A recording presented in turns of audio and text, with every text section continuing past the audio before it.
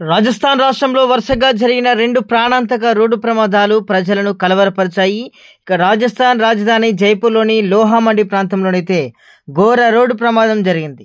ఇక మధ్యమత్తులో ఉన్న truck driver వాహనంపై నియంత్రణ కోల్పోయాడు. ఇక డ్రైవర్ సుమారు 5 కిలోమీటర్ల దూరం వరకు తన డంపర్ ట్రక్కును కూడా అతివేగంగా నడుపుతూ మార్గంలో ఎదురైన వాహనాలను వరుసగా ఢీకొట్టిన పరిస్థితి కనబడింది.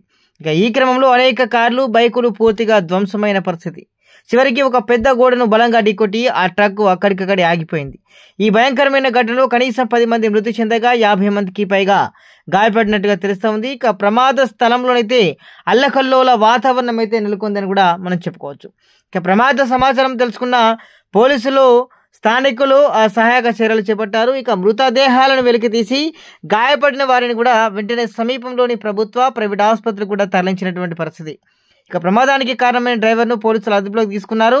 అతను మద్యం సేవించి ఉన్నాడా లేదా అని నిర్ధారించడం కూడా వైద్య పరీక్షలు అయితే నిర్వహిస్తున్న పరిస్థితి.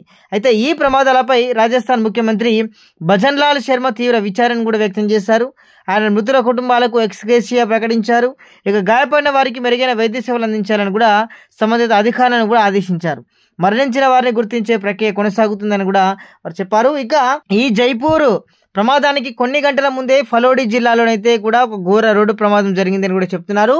టెంపో ట్రావెలర్ వాహనం ట్రక్కును కూడా ఢీకొనడంతో ఈ ప్రమాదం అయితే జరిగిందని, ఈ దుర్ఘటనలో దాదాపు 15 మంది మరణించారుగా 2 గాయపడినట్టుగా తెలుస్తూ ఉంది. ఇక మరణించిన యాత్రికులంతా కూడా జోధ్పూర్ జిల్లాలోని సూర్ సాగర్ ప్రాంతానికి చెందిన వారిగా, వారు కోలయత్ ఆలయం నుంచి తిరిగి వస్తుండగా ప్రమాదం జరిగినట్లుగానైతే మనకైతే తెలుస్తూ ఉంది. ఇక ఆదివారం నుంచి వరుసగా జరిగిన ఈ 2 ఘోర ప్రమాదాలు అయితే రాజస్థాన్ రాష్ట్రంలో రోడ్డు భద్రతా ప్రమాణాలపై తీవ్ర ఆందోళన కూడా రేకెత్తిస్తున్నాయని కూడా చెప్పుకోవచ్చు. ఇటువంటి ప్రాణ నష్టాలను అరికట్టేందుకే ప్రభుత్వం తక్షణమే రోడ్డు భద్రత చర్యలు బలోపేతం చేయాలని కూడా నిపుణులైతే గట్టిగా కోరుతున్న పరిస్థితి ఉంది.